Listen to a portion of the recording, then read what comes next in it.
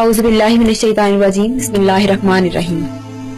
हुज़ूर सल्लल्लाहु अलैहि वसल्लम के बगैर ना गुजारा है और ना सहारा है। ये बात शायद हमारी वो हुकूमत जिनको अल्लाह पाक ने 3 बार सजाई बख्शी भूल गई थी।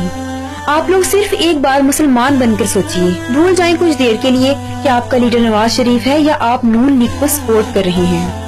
बस मुसलमान बनकर सोचें, जिस शख्स ने जुमा की छुट्टी बंद करवाई, यकीन करें 20% मुसलमान जुमा पढ़ते हैं, बाकी के 80% लोग ट्रैफिक जाम, ऑफिस और यूनिवर्सिटीज में मौजूद होते हैं और वो दिन जिसके लिए हुक्म आया था कि बाजार बंद कर दो, इस दिन की नमाज छोड़ देते हैं। फिर आते हैं गुस्ताखे रसूलों की तरफ। मियां नवाज शरीफ की हुकूमत में ऐसे ऐसे काम हुए जिनके बारे में अगर मैं बोलने लगूं तो शायद काफी अरसा लग जाए।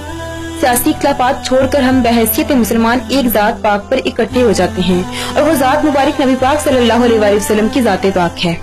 जब उनकी शान में गुस्ताखियां की गई, फेसबुक के पेजेस बनाए गए, उनके सामने से इनके दौरे हुकूमत में वो गुस्ताखे रसूल इनके सामने भागे और ये खामोश तमाशाई बनकर देखते रहे, मगर जैसे ही खत्म नबूवत के मामले पर धरना दिया गया तो इन्होंने वो तमाम पेजेस जो धरने के बारे में मालूमात फराहम कर रहे थे बंद कर दिए। सवाल ये है कि गुस्ताखी वाले पेजेस फिर क्यों ना बंद किए? क्या गुस्ताखाना पेजेस को बंद न करने की कोई और खास वजह थी या किसी का ऑर्डर था? ये सवाल आप अपने आप से खुद कीजिए। भारत वो मुल्क है जिनको आज मौका मिले तो वो पाकिस्तान का नाम सफाई हस्ती से मिटा दे। नवाज शरीफ साहब ने ये कहा कि मुंबई हमलों में पाकिस्तान मुलविस है। कारगिल में पाकिस्तानी फौजियों ने हिंदू फौजियों को शहीद किया, मैं शर्मिंदा हूँ। ये गदारे वतन तो हैं ही, गदारे इस्लाम भी हैं। खत्मे नबूवत की शिक में इन्होंने तरमीम करवाई। मुमताज कादरी रहमतुल्लाह को इन्हीं के दौर में फांसी दी गई।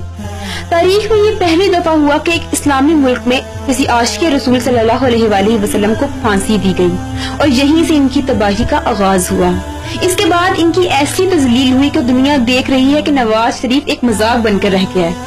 और आप सब भी अपने ईमान का ख्याल रखें। शिफात नबी पाक सल्लल्लाहु अलैहि वसल्लम ने करवानी है तो अपनी वफादारियां भी उन्हीं के साथ रखें। नवाज शरीफ से आपका कोई रिश्ता नहीं है सिवाय एक ऐसे लीडर के जिसने इतना कर्जा लिया कि पाकिस्तान ग्रे लिस्ट में शामिल हो चुका है, जिसका मतलब है खतरे की घंटी। इससे अगला स्टेप ब्लैक लिस्ट होता है, यानी तमाम ममालिक आपसे अपना लेन देन बंद कर देते हैं और मुल्क डिफॉल्टर हो जाता है। और ये सिर्फ इन्हीं की मरहून मिन्नत है। अब फैसला आप पर है कि आप कैसे लीडर को चुनते हैं जो आपका ईमान ले डूबे, खत्मे नबूवत पर हमला करे और आपके मुल्क के साथ गद्दारी करे। इस दफा सोच समझ के वोट दीजिए और अपने आने वाले 5 सालों को महफूज कीजिए। इसके साथ ही